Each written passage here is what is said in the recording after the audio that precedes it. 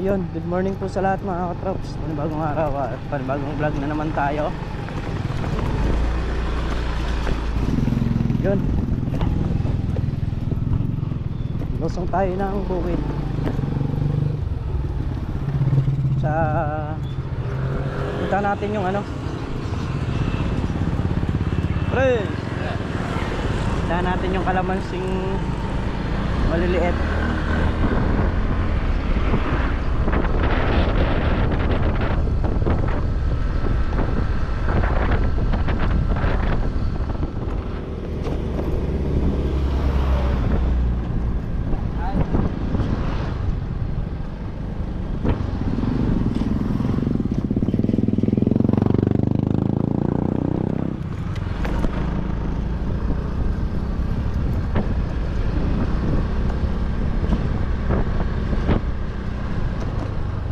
Natin kasi yung kalamansi na-spray na natin ng ano pang punggos, so napansin ko kasi merong mga nagdidilaw, tapos napatabaan na rin. Yun ang sabi ni nung may-ari yun, kaya titingnan natin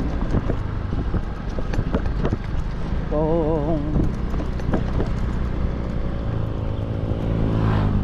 yung ano niya, kung yung talbos niya sisintag talaga, kasi maraming klase. Kung minsan kasi pagka lumabas yung talbos, meron na kaagad na parang masusunog, pero madali lang din naman yun.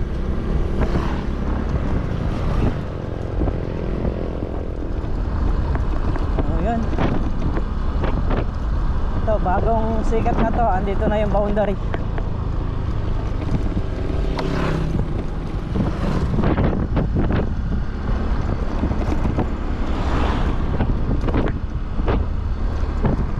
So may isang kuya tayo na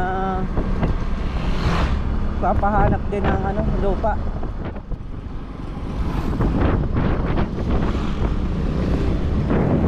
Ay, kala ko namatay na.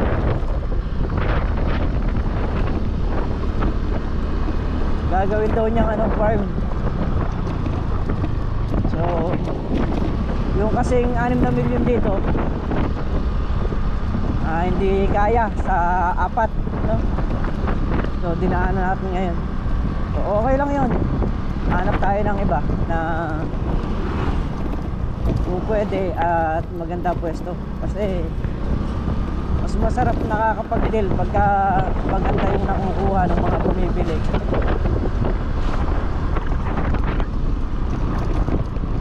Ayun, pagka sinabi ko yung isang lugar na ganun, nasa sa kanila na lang yun kung gusto nila. Gaya nung meron 2 hektarya rito, pasok sa budget, pero hindi ko type yung pwesto, mababa.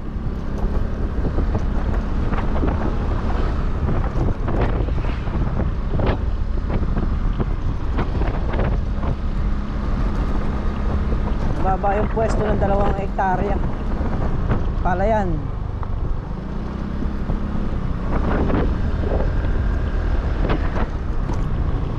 Ay, ayun yung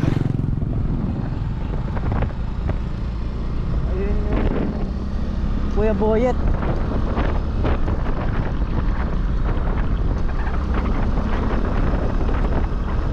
May yung nag-aalaga ng kalamansing maliliit.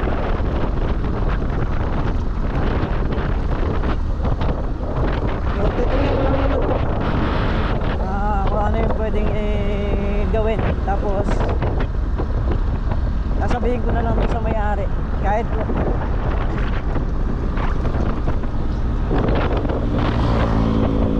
sila na yung magsabi kay Kuya Boyet.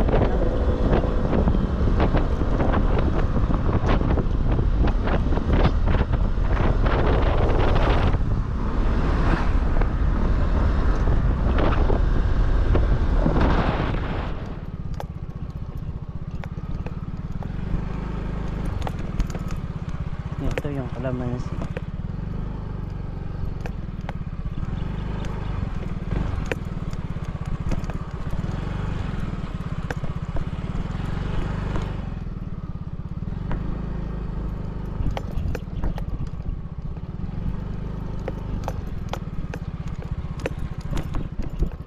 Kakapatubid pa lang.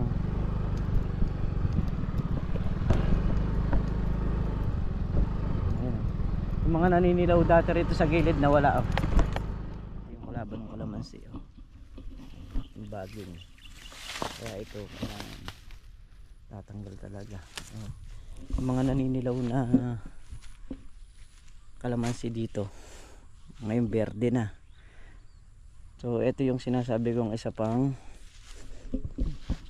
sakit dahil lalambot yung talbos. Ayan o. Madalang pa naman yung ganun. Di naman. Pero kaya ko pag na-spray na ito mawawala rin yan. Ayan o. Lumulukot ang dahon. Sinisira yung talbos. Ayan o. Pinuputol. Ayan. Nakaka-traps. Ang ganda no. Alam na alam mo yung pero siya rin sa kalamansi hindi naman po pwede yung laging basa, kailangan natutuyo rin yan.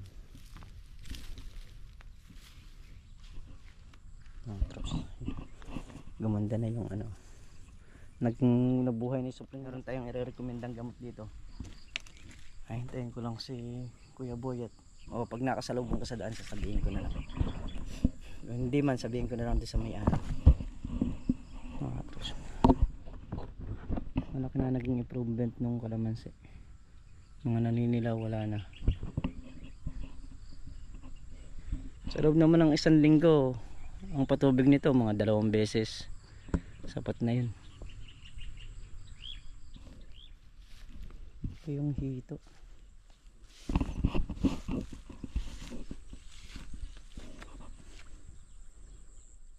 Dami pala to. 4 na buto siguro to. Ayun, hanggang sa dulo. Ayun. Ayan, hanap tayo ng buyer nila. Yung makataro ng buyer. You know? Ayan, panting na sa harapan yung camera ko nasira yung pinaka-screen sa likod. Ayun na rin gumana. Salubong si Kuya Boyat. Kanina nakakasalubong natin So medyo mabilis lang yung takbo kaya hindi na natin pinara. Tayo rito sa isang tropa natin. Mais na ginigiik. Check ko lang yung pipicturean ko lang yung lupa na. So yan, pa uwi na tayo mga katraps.